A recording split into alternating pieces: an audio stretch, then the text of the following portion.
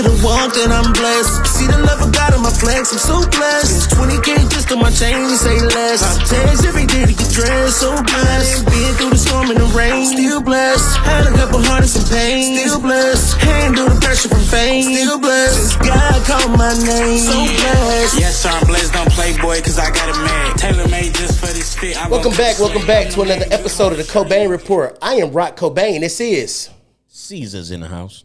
And this is Ren. And you know the vibes. Today, I have a very special guest. This guest, we were supposed to, I think, interview back in 2023.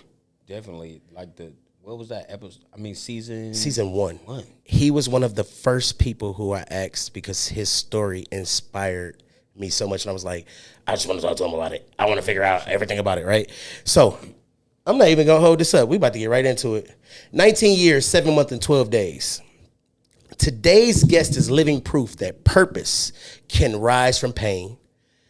Detroit native, wrongfully convicted, spent nearly 2 decades behind bars for a crime that he did not commit. And after his exoneration, he didn't just walk free. He walked into his destiny. Now the CEO of Better Not Broken is a speaker, advocate, community leader, using his voice to fight injustice, empower others, and turn trauma into transformation. His story isn't just one of survival. It's one of redemption, resilience, and rebuilding. Today on the Cobain Report, we sit down and speak with a man who was once silenced, but now he can speak freely, Marvin Cotton Jr. What's up, brother? What's going on? Honored to be here. Man, I am so grateful to have you here. Your story has inspired me since I kind of found out about it.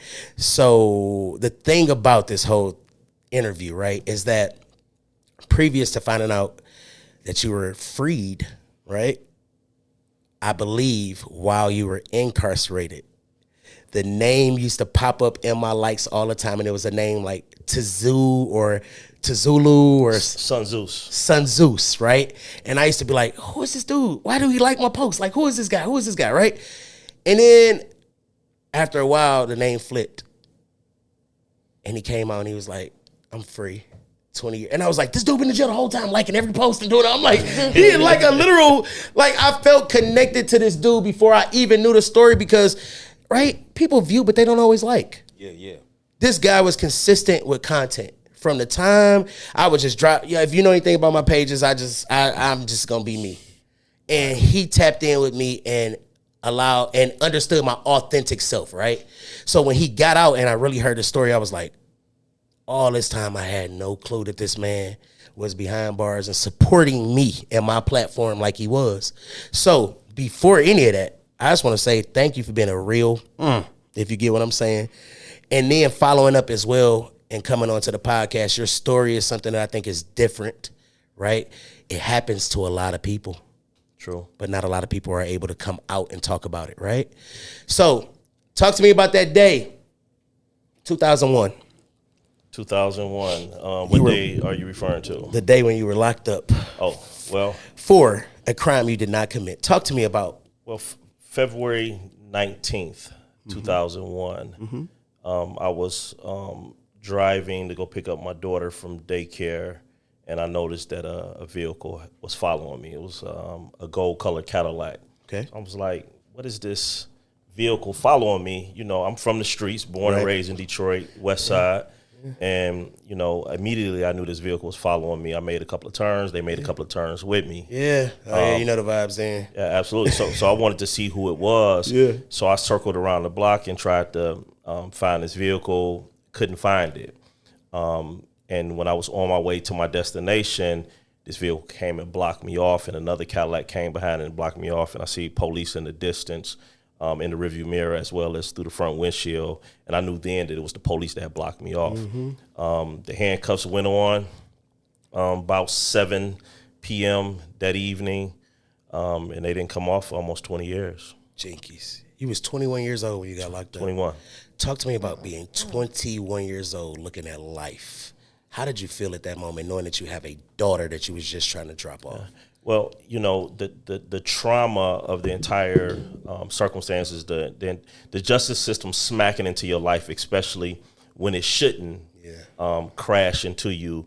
It comes with a lot of numbness. So the entire time that you're fighting the case, you're numb. You're not feeling anything, with the exception of fear and the sense of grief. It feels like when you lose a close family member, that grief that you feel where you can't eat, you can't sleep, you can't focus on anything but that loss.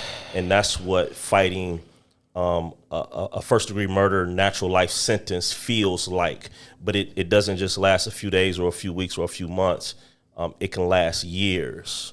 So that was the initial impact on my life. I remember when I was fighting my case, and I remember when you was fighting your case. Your case was crazy. My case was nowhere near what yours was, but that thing that you talk about where you can't eat, you can't sleep, you just worried. You so just like, my mom always says this, never put your freedom or your life in someone else's hands. Ever. Right? So everybody in jail didn't do it, quote unquote, right? But there are some times when we did do it. And we've allowed, right? So for a person like you who did not do the crime, tell me what it was like adjusting mentally to having to go through that at such a young age. You talked about how your mother said, don't put your life in someone else's hands. Well, what about when somebody put their hands in your life? Ooh. Where's my buzzer? Damn, I need the buzzer today. That's the flip side to that, and that's what happened with me. And when something like that happens, and we're not talking about just some regular hands. We're talking about some very powerful hands that's holding all the cards in their hands. So they're able to hide information. They're able to give out the information the way that they want or on a time schedule that they want. They're controlling and manipulating things with those hands, which happens to me. So you don't know how to feel throughout that process because it's constant ups and downs. You're hoping for the best because we've all been trained that the justice system was made to eventually get it right or to figure it out. That's what we think. That's drilled into us. That's what they teach us, as a society. That's why people, we inherently trust law enforcement, which makes us sit there when things are going wrong and we like, okay, they're gonna figure this out. I'll be going home soon. And when that doesn't happen, you don't know how to feel. You can't put your feet on feeling no type of way because it can be snatched right from up under you. I want to know about the first 21 years of your life. Talk to me about the man who you were and where you were in life those first 21 years before they impeded your freedom. Well, like I said, I was born on the west side of Detroit, raised primarily by my mother. I went to McKenzie High School. The picnic is actually tomorrow, McKenzie picnic. Go Stags. And, I grew up just like, a lot of young people wanting to enjoy life and have fun. The neighborhood in which I'm from right now is the most violent area in the state of Michigan. This particular area is the most violent area in the state of Michigan.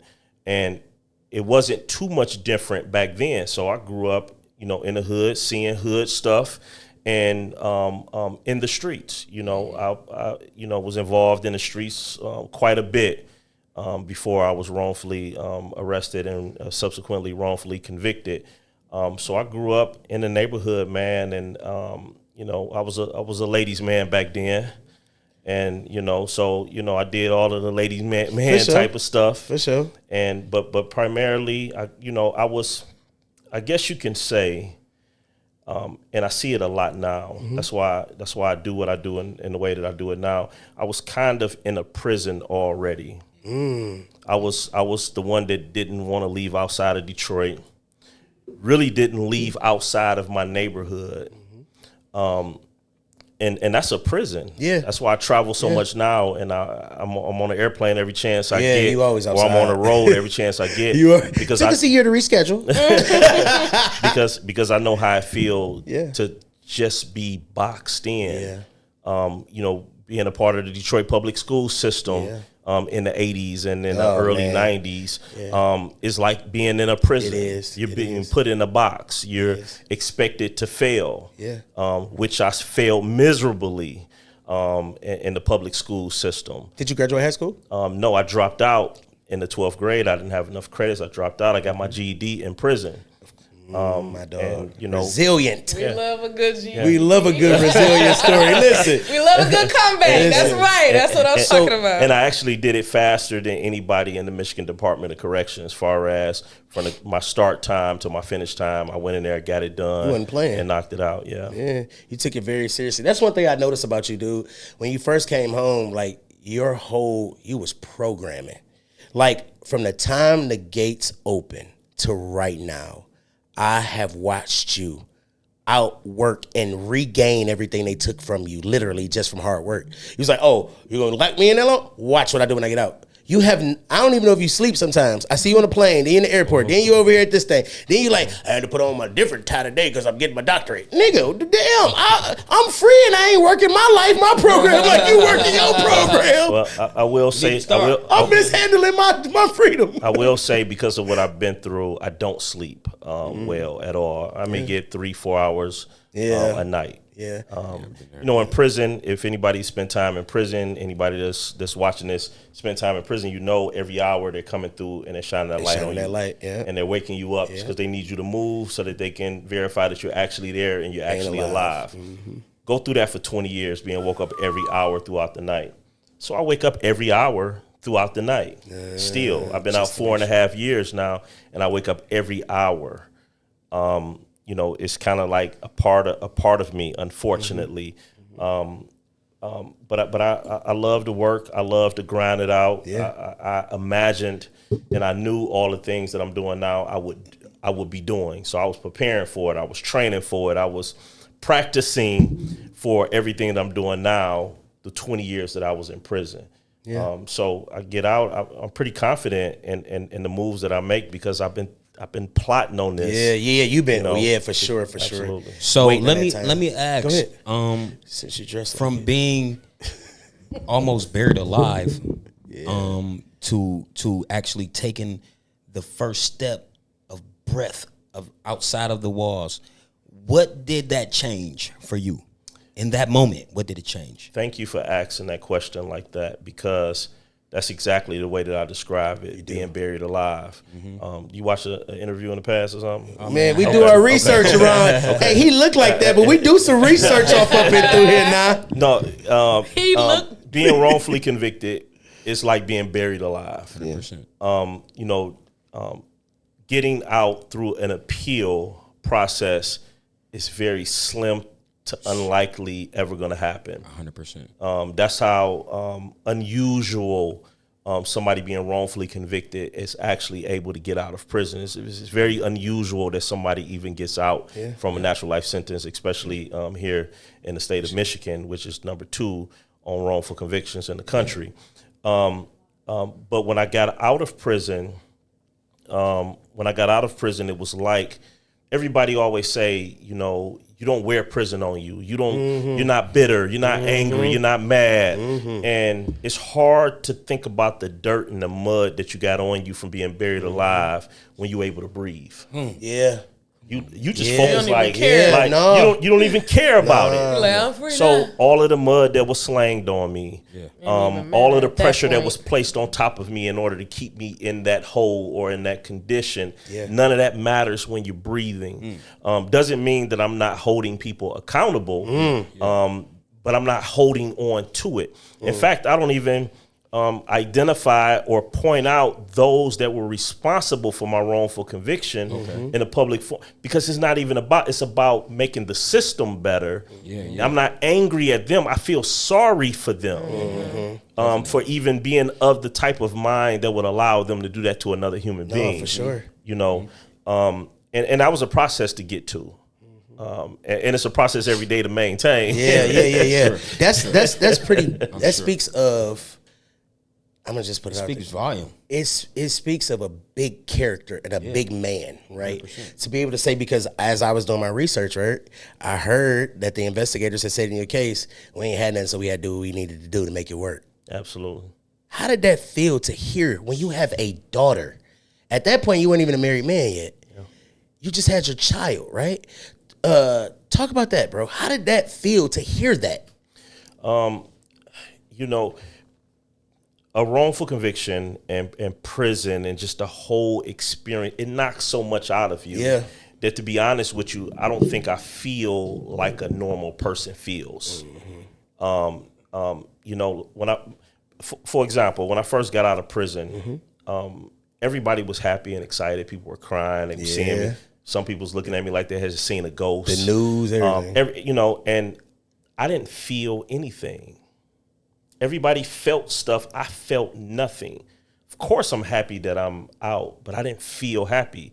I didn't feel excited. I didn't feel anything. It scared me because I'm noticing all of these emotions in everybody else, but I also know that I'm not experiencing it. So I found myself pretending. So people see me, they crying. I'm trying to make myself cry. I'm hugging them, you know, because I didn't want people to be like, this guy did 20 years in prison. He's weird. Look at him. Something wrong with him. And I didn't want to be classified as that. Right. So it was just easier to pretend. But it took about a year to start feeling stuff again. Now I look at commercials, I cry at commercials. It's like, what's wrong with me? Right. You know? So with me being an SUD counselor, right, I often say that my clients, sometimes they're going through withdrawal and they're doing their whatever, right? And they're like, I don't know what's wrong with me. I feel everything right now. I'm angry. I'm damn, I didn't, because those feelings have been negated so long and we've put those things to the side that when we finally do the mental health and the recovery, right? All of that is recovery, right? When you get to that place, you're like, I'm dead inside. Yeah. When I first got out of prison, from the time that I found out that I was going home, which was on a Monday, I got out Thursday. I didn't sleep from that Monday to that Thursday. I know you didn't. And then when I got out on Thursday, I didn't sleep for 4 more days until my body put me down. Because I was afraid to go to sleep because I thought I was going to wake up in prison. You know, I had dreams. I had dreams in prison to where I was free, and then you woke up and was like, damn, man. And so imagine being numb. Imagine being numb and you don't feel anything already. So it already feel like a dream. You know, your hearing is different. Everything is different. It feels like you're dreaming already, literally. I know how you feel. When I got out of jail, right? And I ain't do nowhere near as long as you. But for my little stint, I was just like, damn, I don't even identify with these people no more. The dudes who was hanging at my house before rapping, the girl that I came home and I told my cousin, I was like, why do I go with her? She ain't even, like, it was just like, I feel you, dog. Like, it's the weirdest way to say, like, why did I hook up with her? I don't even like her. Like she didn't even, like, once I got, it was like I was disconnected because I had been in a place where I had to strip who I was just to become this core to protect myself and who I was. I stayed on annex the entire time because they made me a power worker because I was like, I don't want to go to G Block. My felonies say I need to go to, I don't want to go there. Where was you at? Ken Ross? I was right there at Dickerson. Okay. Before it switched over to what it is now. Okay. I was at Dickerson. And then I also noticed that you said in a couple of your interviews about the mistreatment and how terrible the jails are. Oh, yeah. Talk to me a little bit about, because you said you fly now. Every time I see you be in suits and all that, right? So to have to strip your identity at that point and to have to like conform to that. Yeah. It's interesting you use the word strip because one of the most traumatic things that takes place in jail or prison is those strip searches. Yes. Degrading. So not only are you stripping yourself emotionally and mentally of some of the characteristics that can be viewed as vulnerabilities in that environment, you strip yourself of that. But when you go through being stripped, searched, bro, it's degrading. like it's very degrading. Oh. It's very humiliating, yes. Especially if it's done with the wrong attitude or the wrong color. Yeah. I'm gonna just say that I've had strip searches that's bad no matter who does it. Yeah. For sure. And if it's done a certain way, it can do something to you. It can harden you because that's going to be the result of it. It may make you angry then. It may make you feel less then. It may make you feel a lot of things. Yeah.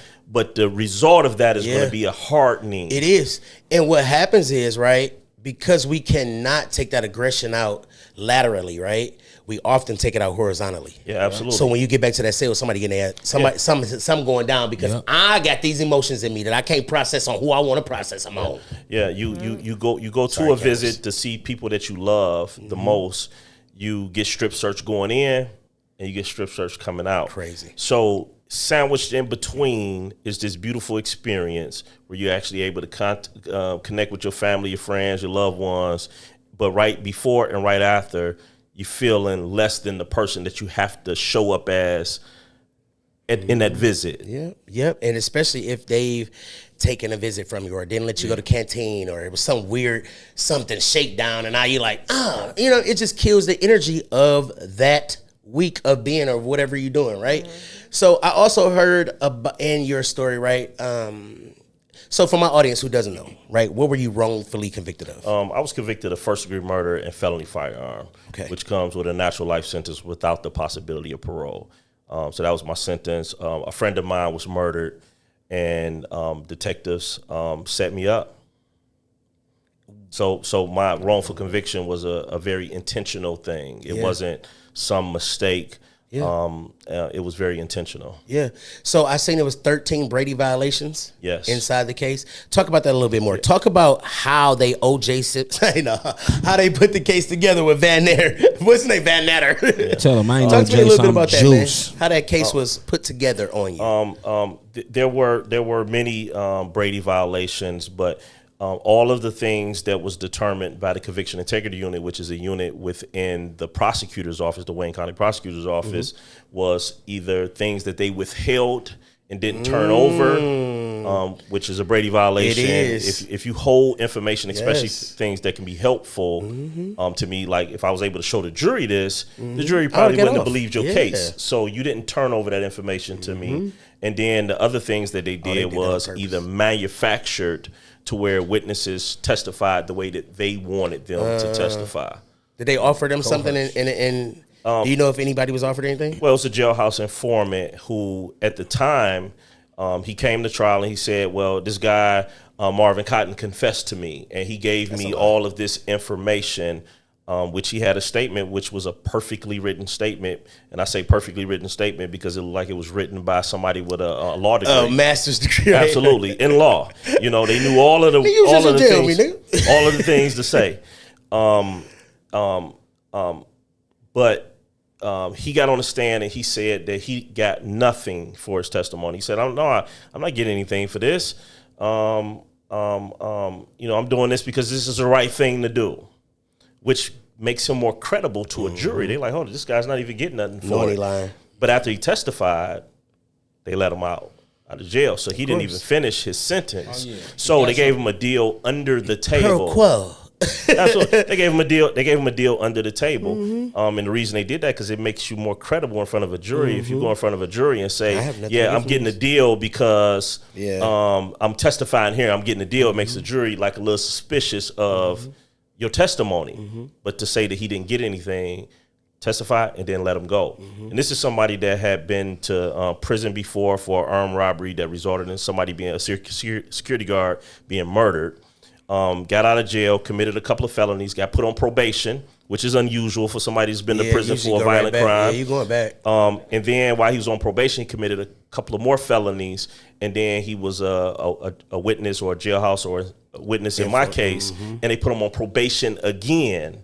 And then he went on to do it multiple times after that, and constantly got probation. So there's a problem here in Michigan and around the country to where 60% of wrongful convictions have a jailhouse informant in it.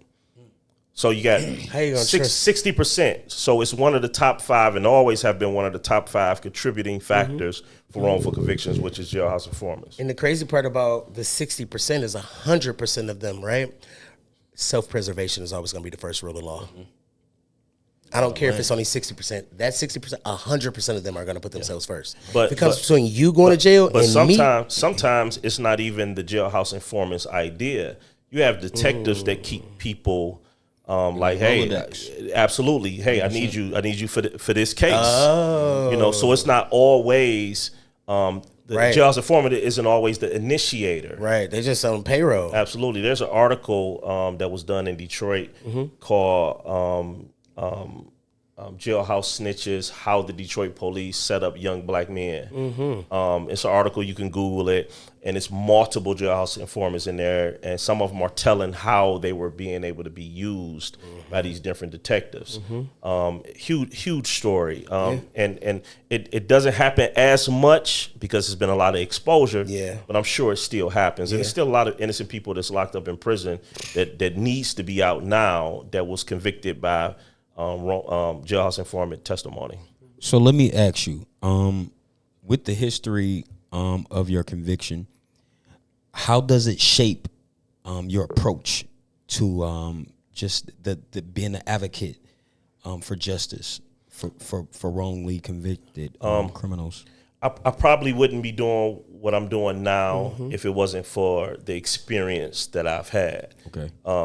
That's a fact. I knew nothing about wrongful convictions or, Until even coming from the neighborhood, people that was locked up. I can't remember writing anybody a letter. Now I'm writing letters, answering calls, sending money, PayPal, doing commutation packages, parole packages, helping people get jobs when they get out of prison, helping them get their life in order, helping them get therapy, helping innocent people get out of prison, traveling around the country doing advocacy work. So I wouldn't be doing any of those things had I not seen what I seen and experienced what I experienced. And in The Wizard of Oz, at the end of the show, when they peek behind the curtains, and they see they just peeked behind the curtains and they was able to see. Now imagine living half of your life on stage and then the other half of your life behind the curtain. I spent 49% of my life in prison for this crime that I didn't commit.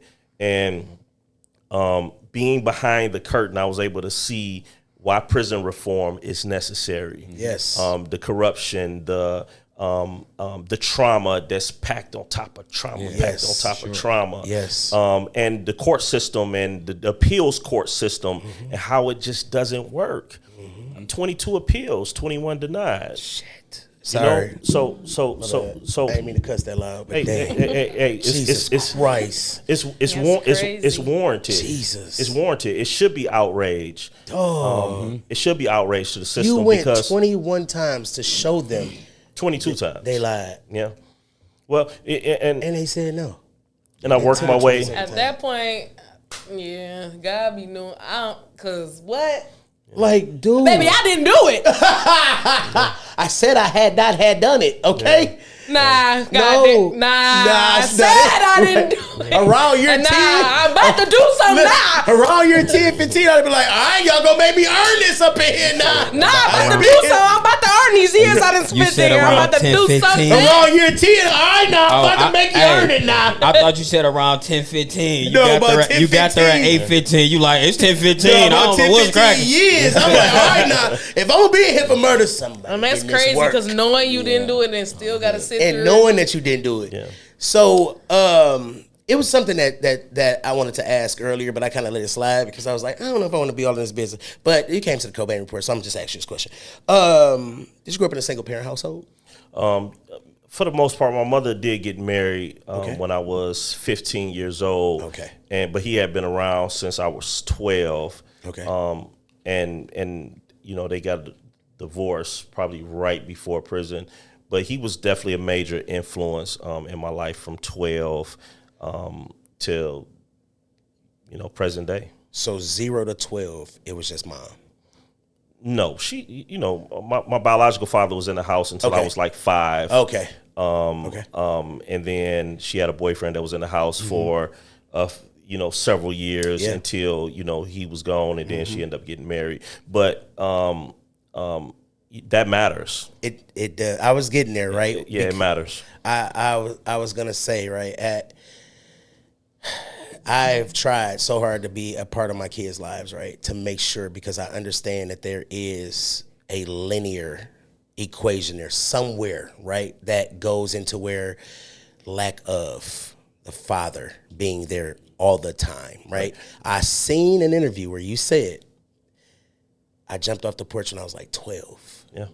And I feel like my family lost me around there. Now my jump off the porch wasn't because I didn't have the male influence. It was the male influence that pulled me off the porch.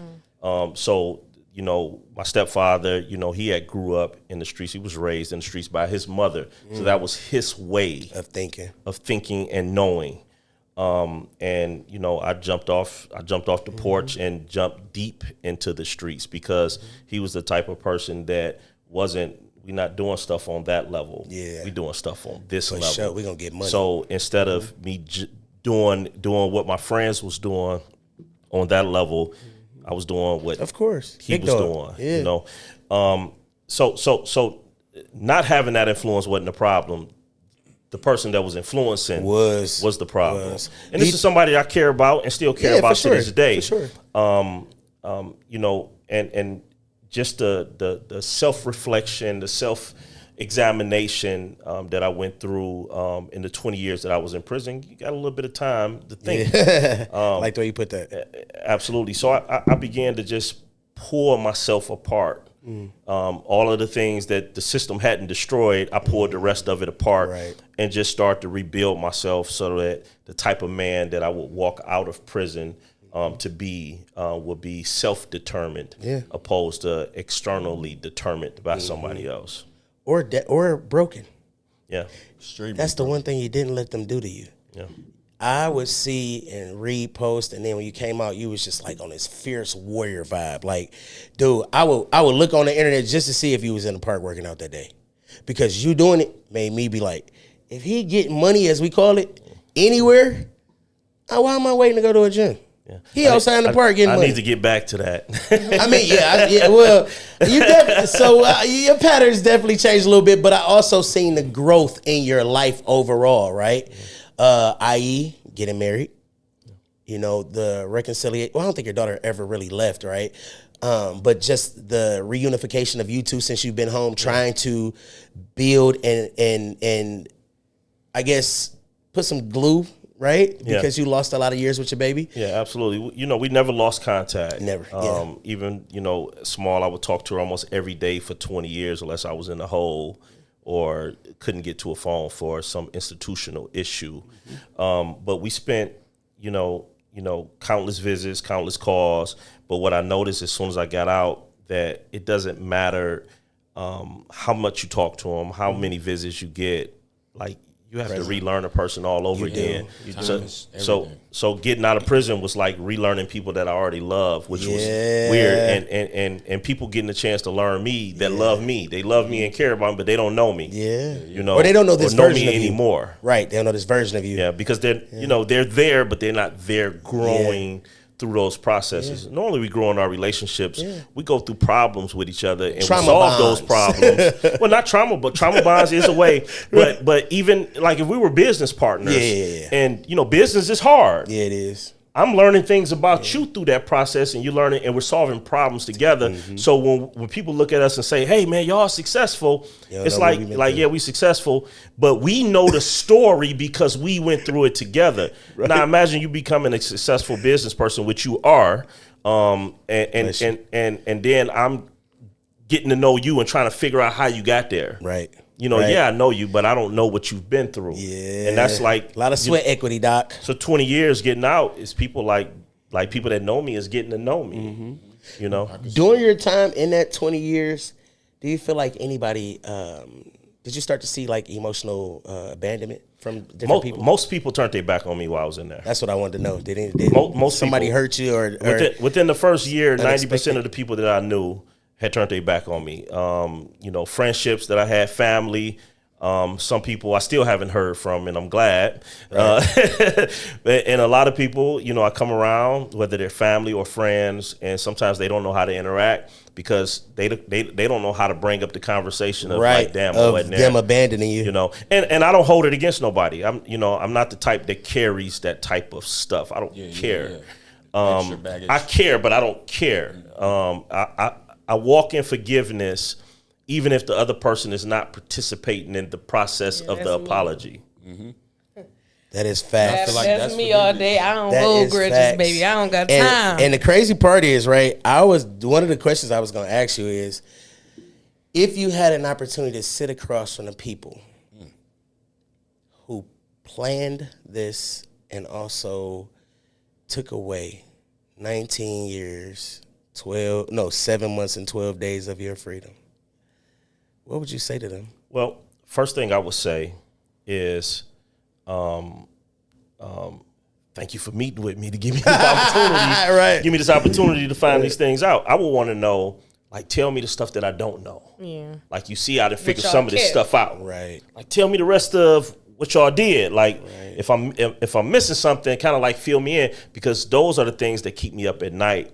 The stuff that was hidden that I still don't know about, or how they did it, or what they did, and if they did you try to do something else? Like, what was it?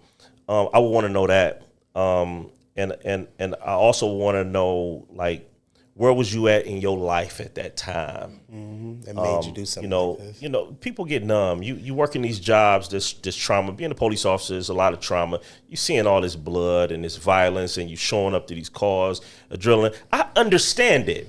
I can look past the uniform and understand that they're going through things as well. As human beings. And they're not getting a break. They're not getting therapy. And some cases they closing. Most cases they're not closing.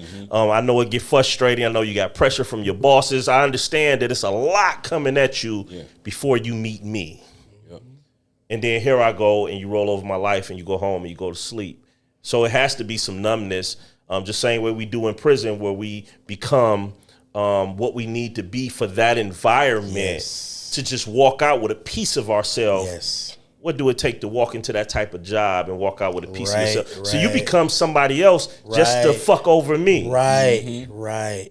And that's right. And that's so And you know what's crazy? This is the craziest thing. So in my job, right, I have 14 people, and I have pretty much full authorization over the house. I'm like the warden of the house, right? But one thing that I choose. I don't know if I like that term. I know you don't, but but hold on. But let me say this to you. I said that for a specific reason, right?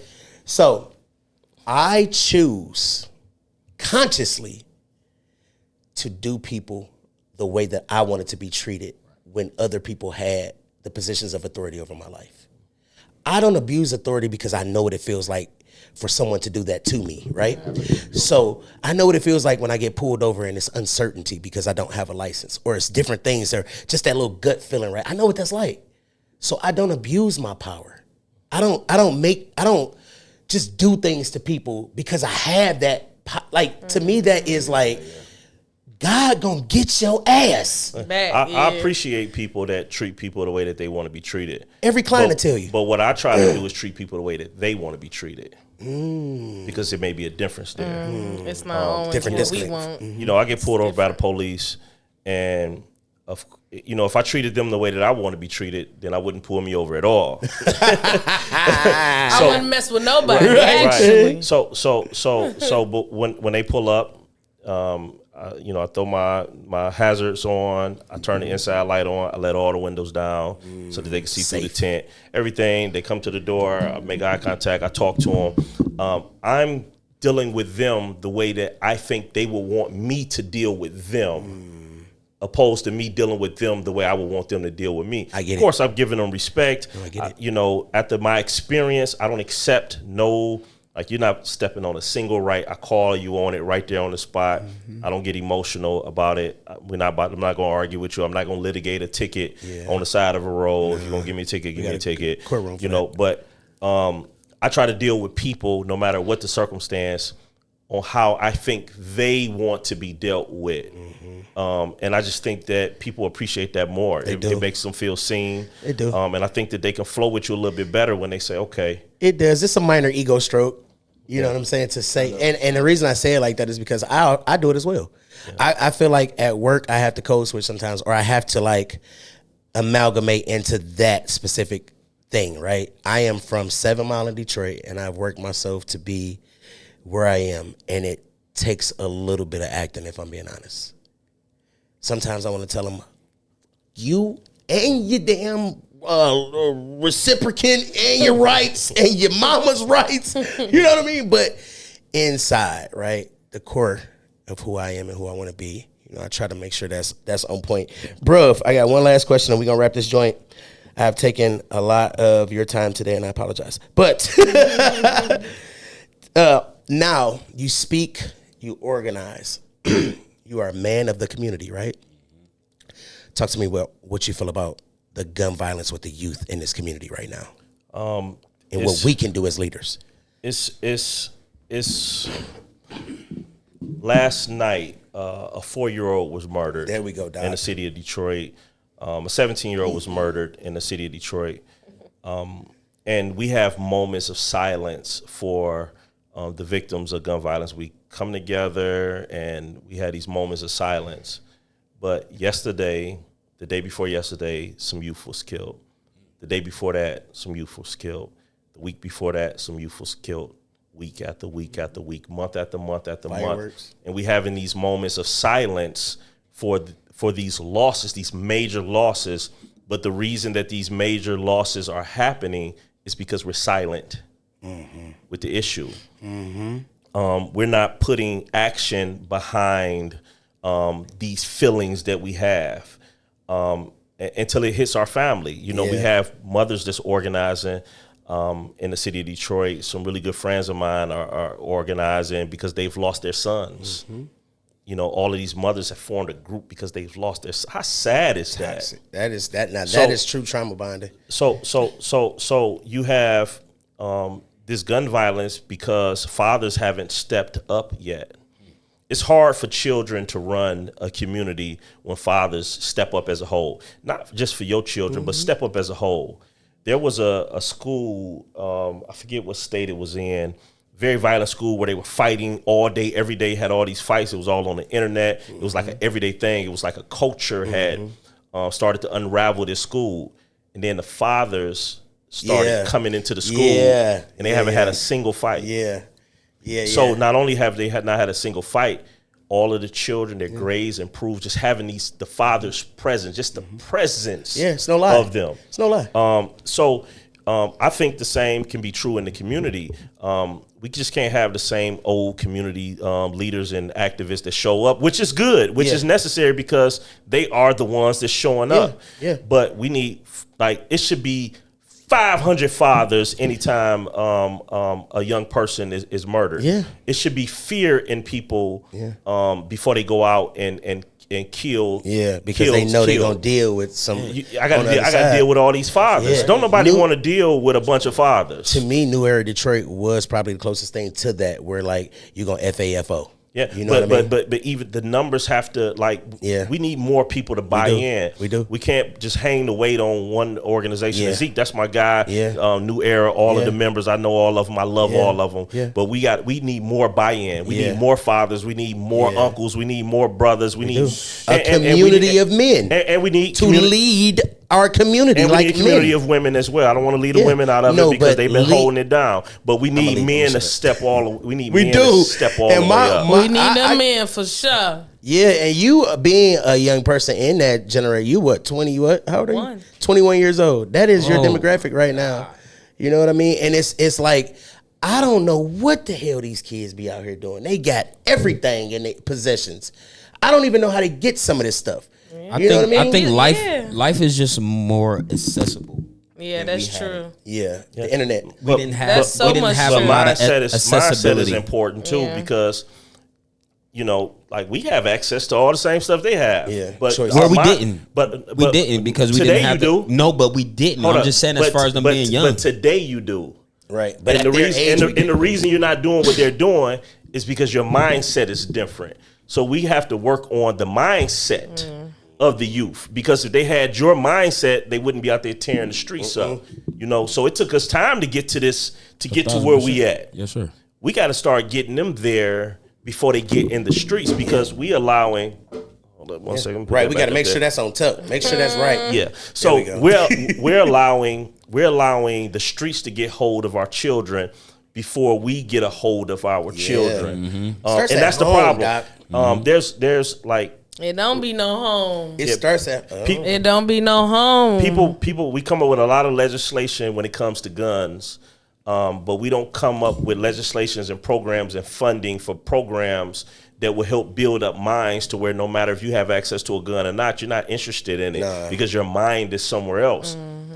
Certain things we should never have to fight for. We shouldn't have to fight for a better education. We shouldn't have to fight for a better healthcare. We shouldn't have to fight to fund these organizations that's out here trying to bring down gun violence. It's a huge battle right now where they're trying to take funding from those organizations that's out here bringing violence down. So, to play devil's advocate, right? Don't ever be an advocate for the devil, brother. Right. But, okay, so to be contrary to that side of the belief, right? And don't be contrary to me. Oh, my God, bro. Okay, so. You might as well be the devil's advocate. No, right. So, listen, this is what I think, too, right? So, a lot of these organizations that receive these large grants, it's a lot of slush spending. No. Well, I work at nonprofits. But listen, I'm not. And I know you work with them, right? I'm not talking about just any nonprofit. The community violence intervention groups in the city of Detroit. I know all of them. That's different. I was speaking more like broad in general, not specifically to those ones. I have to say just specifically when it comes to the CVI groups here in the city of Detroit. In Detroit, right? They are spending that money to bring down gun violence, and they don't even have enough. It should really be 3.5 times more in order for them to hire the type of staffs that they need to really bring that violence all the way down. In a city like this, right? Yeah. But in a smaller town like where I live in Lansing, right? Maybe not so much. You got people who are, if you get a $350,000 grant, the CEO making $120,000 a year. 150. How? Slush. They are using those funds sometimes incorrectly. If they were routed actually to the community, I can see the difference. Mm-hmm. I can see how we would be more impacted if the money sometimes, right? Because you do have integral people who are over these funds sometimes. Yeah. All of them are not. And those are the ones that didn't get fired. So funders normally frown upon an executive director that makes more than 10% of the grant. Not the grant, but the annual budget. So let's say you bring in $1 million, $100,000 a year is like, okay, that's what you should be making.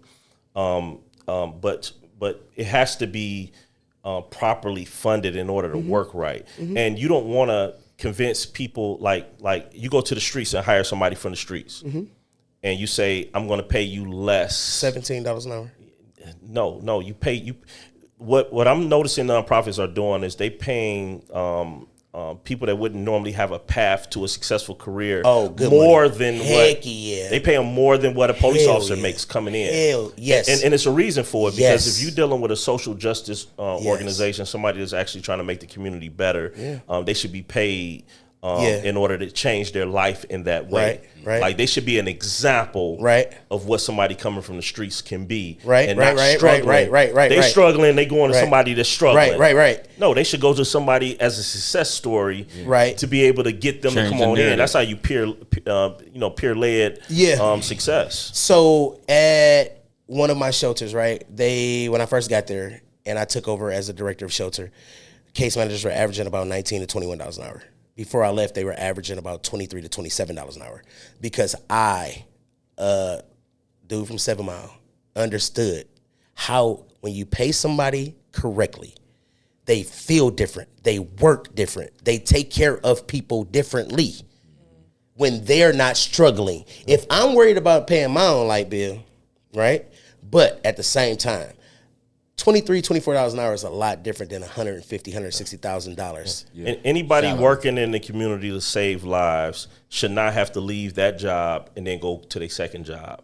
That's what I was doing for years. They should be able to put their full energy and attention on saving the lives. They shouldn't have to worry about their bills. They shouldn't have to worry about doing anything else. They should be able to go to work, do their job, and go home. That's what I explained. So that's what I was fussing so bad with my executive director, because it's time for my joint, and I do my yearly annual or whatever, right? So I'm sitting there and I'm advocating for myself, and I'm like, I don't really want to don't make me black people advocate to you, because that's going to be a lot different than me just showing you the numbers of, I took this program from being negative 80,000 to now a surplus of 5,000, which isn't a whole lot, but that's a big jump, right? A negative 85,000. That's a huge jump, you know, within one fiscal year. So don't make me beg you. And don't you think you about to give me no 3 or 4% raise. When you're doing stuff like that, that deserves real paper. Make me happy so I can keep this thing floating. So I hear you loud and clear about it. You know what I mean? Okay, before we wrap up, I had... Hold on. Go ahead, bro. I want to give the young lady an opportunity to ask me at least one question. Go ahead. As a 21-year-old, give her something. As a 21-year-old and being kind of new to this world, I would be honored to take a question from you. He did 19 years, 7 months, and 12 days. And I'm a pretty open book, but you can't ask about that. No, I will ask, how did you hold on to trusting God during that timing? Like, what kept it, like was it like a question? Like was it, you know, like, why? Or was it like, you know what, just like, okay. Have you tried my servant Job? Well, it's. Thank you for that. Thank you for that. That's a beautiful question, and I actually got that question so much when I got out that I put it in the book. So Go get the book. But I will say this. I will give you these things, and then people can find the book on Amazon. It is an Amazon bestseller. Yeah. It's been doing really well. I travel the country speaking about it. But 3 things I'm gonna give you. The number one thing was my faith in God. That's how I was able to know that despite that I felt like I was in a perpetual state of grief and loss and just that emptiness, I knew that if I wasn't hanging on to a power that was stronger than the power that I had, that's what kept me moving towards that.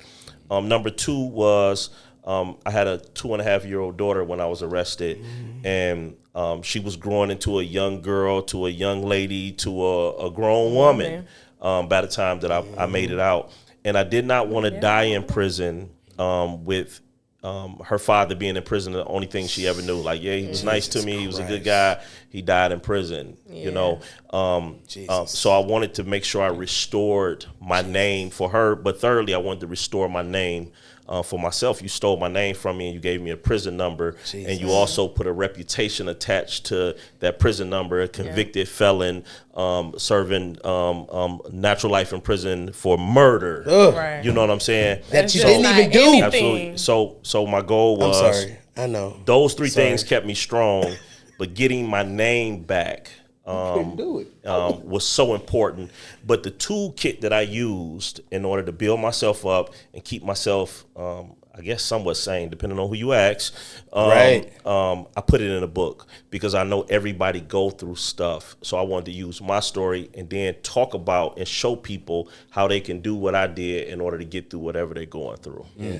You talked about the manhood earlier, and I wanted to say this while you were talking, but I'm learning to let the guests talk and not always overspeak, right? But one person that I have to commend in the community outside of New Era, Detroit, is Councilman District 4, James Tate. James Tate, he's a big proponent of ending gun violence. Yes. He actually has a gun violence task force. Yes, he really does. Good guy. But you also have Dewan Zoe from over there in Joy Road, 4228. He does great work over there. You already know Zeke doing great work. Yes. You have on the east side, you have Ray Winans. He's doing great work over there with friends and family. You have Apple over there on the east side doing great things. It's so many guys. Mr. Lee Wade. Shout out Dre Middle School. You got Quincy, who's over there in the area where the 4-year-old was murdered at, so he's boots on the ground. But if you had proper funding of these organizations, that which happens yesterday, from what I'm understanding, probably could have been squashed before it turned into that. If you had proper funding, and we could have had people out there, mediators, to be able to deal with those things before they even came up. That's why it always go back to that dollar. You have people out there, boots on the ground, doing work for free. I don't get paid for the nonprofits that I founded and co-founded, and we bring a lot of money in from the one that I co-founded, and we help a lot of people out. I don't get $1. I don't make $1 from the work that I do, and I'm 24 hours a day, Yeah, every for sure. day, For sure. for the work that I do. Question. What's that number? How many people have you exonerated since you've been, or been a part of the story of exoneration since you've been free? Well, exonerations, commutations, and paroles, which are very different things. You know, we have innocent people. I've been a part of several innocent people walking out of prison since I've been out. Commutations, parole, altogether 29.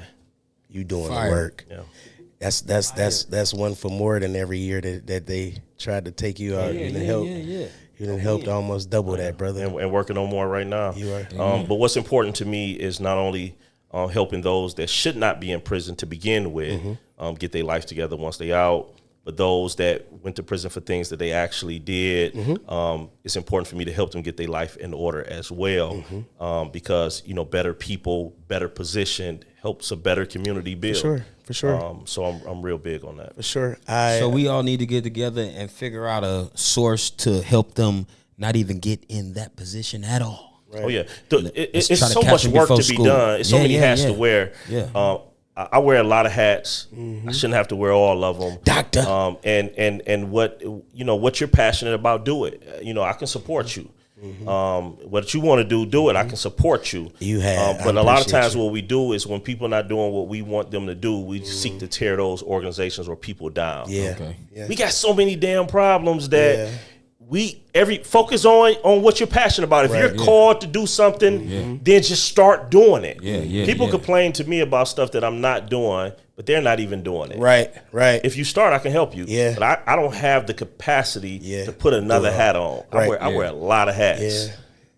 So if you're passionate about something, and I wasn't saying that to you. Oh no, I ain't tripping. If you got a hat or a shirt you want to put on, Here we go. I knew it was coming. You had to get you with the shirt. He been hitting you with the shirt the I whole wanted my knees out. whole episode. I wanted my he was elbows talking about the out. shirt. I was trying to show my knees today. No. It's hot out Yeah, there. yeah. So speaking about hats, right? And I'm gonna let you go, but I would be remiss if I didn't speak about one hat that you wear currently, because I watched that sweet thing grow, and that's that relationship with you and your wife. Absolutely. She held you down the entire time, and I'm only speaking about it because you do. Yeah. I ain't all in your business, but I'm just talking what I'm talking. No, she most certainly is not a secret.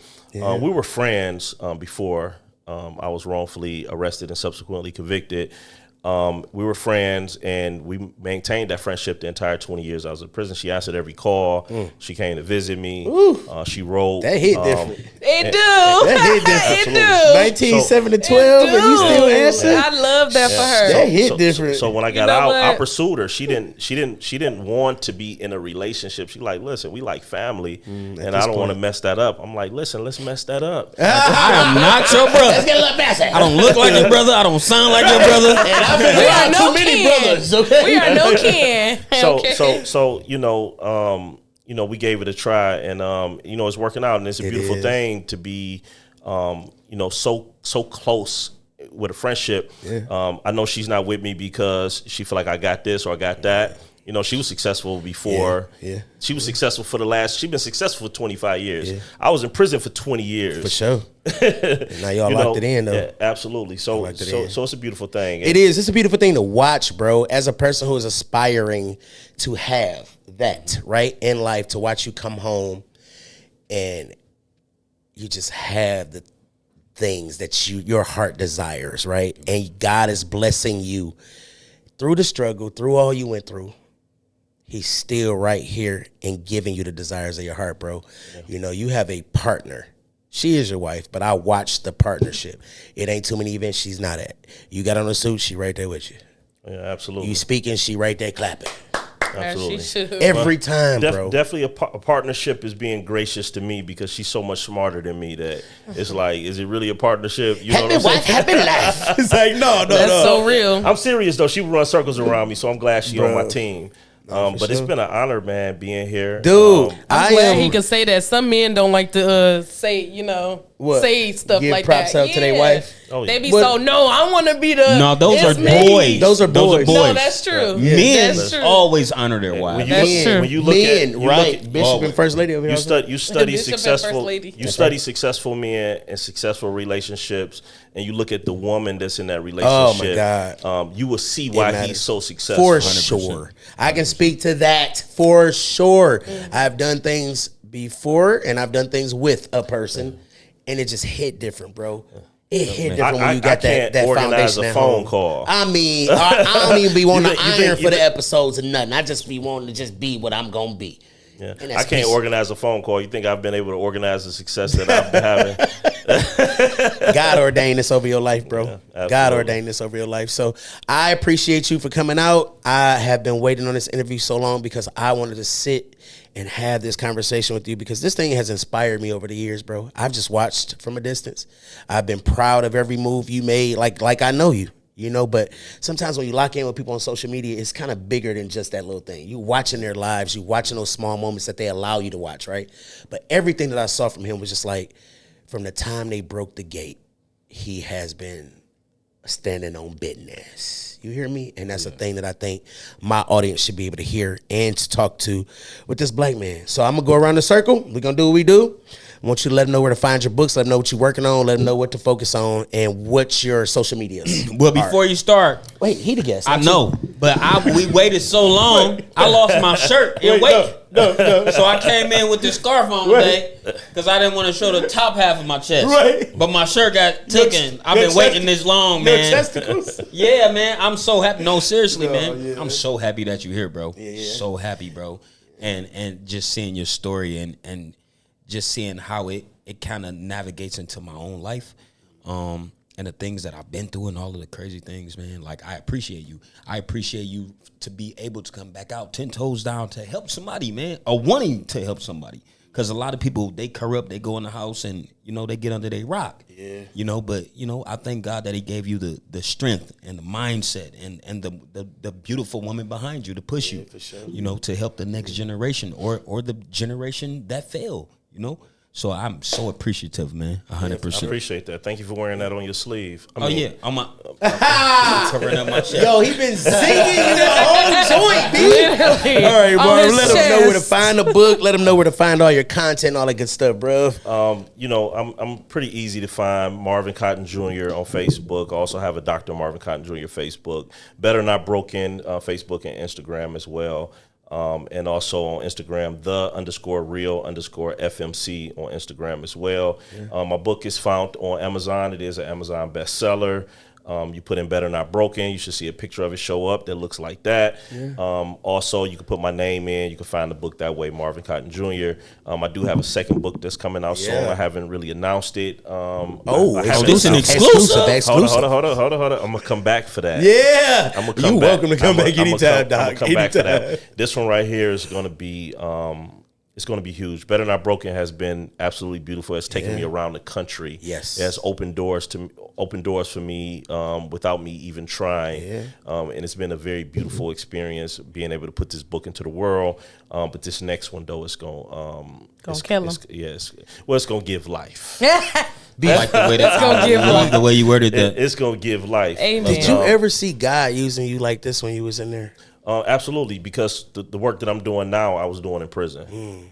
So I was always building people up. I was always leading. I was organizing. I've been to 13 prisons, and it's because of the work that I was doing in there, and they moved me around a lot because they didn't want me to stay anywhere. You know they don't too like a long. strong black leader. You know they killed Malcolm and all that. Anyway. So all I'm doing now is I dress a lot better, but I'm doing the same thing that I you was dress a doing lot in there. better. I be a legit.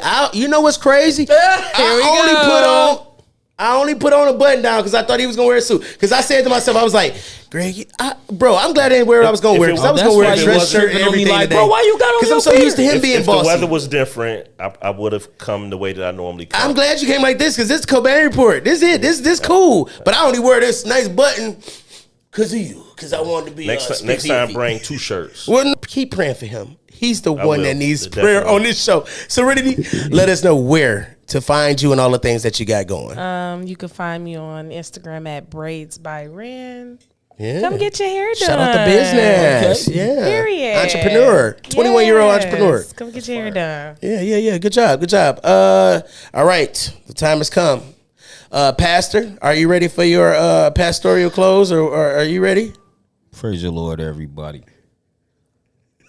It's communion time, amen. But listen, this is what I want to say. Yes. I know that you guys have sat and you've listened to all the positive things, and all the negative things that put you in a position that you sometimes can be a pickle jar. So, what we want to do is extend our hand, extend our love, extend our knowledge. Go and find Marvin, bro. Go and find Marvin, because right now, if you're down and you don't know what to do, he can help you. If you're locked up right now and you don't know what to do, he can help you. We got people that follow us that's in prison. Yeah. We got people that's in church. We got people that's in the streets. We got young people. We got old people. We have all people, because this is a bridge. And by this being a bridge, there is a lake or there's an ocean that's up under it. So what we're going to do is we're going to help. And what you going to do is help too. That's why I ain't got my shirt on, because I might jump in the water. So listen, but just like the guy that drowned for taking his eye off God. Did he get drowned? It's going back around. Watch this. The guy that drowned, that took his eye off, keep your eye on God, and guess what you will find? Me. So listen, as you know, keep following everybody. And if you need my brother's information, it will be back on the screen in a moment. I want you guys to go out and get a book. Get 2. Get your mama one, get your daddy one, and buy you one. That's 3, right? Yeah, see, I'm trying to plug them in talking about my t-shirt. But it's cool. We love y'all here at the Cobain Report. Listen, we got little cuz here, Surrender Thor, on there one time. That's right. Look at her. She's here. Finally, we got her here. But listen, what's going to happen is you're going to see a lot of her. And if she don't get it together, I'm going to do her hair. Well, she wore a shirt. Listen, but I'm gonna go to her. I'm gonna go to her shop and put her in the chair, huh? My bad. Look at somebody and say, "I can't do hair, but I will." Hey, all right, I love y'all so much. My comeback gonna be next time. He actually got it done before the organ player was done. Okay, if you watch this show every week, you know Pastor Caesar has to do a pastoral closing weekly, or it's just not right. All right, you know what? The first one was better. So what I'll say is this, man. Follow us at _Cobain _report. I want you to please share this story.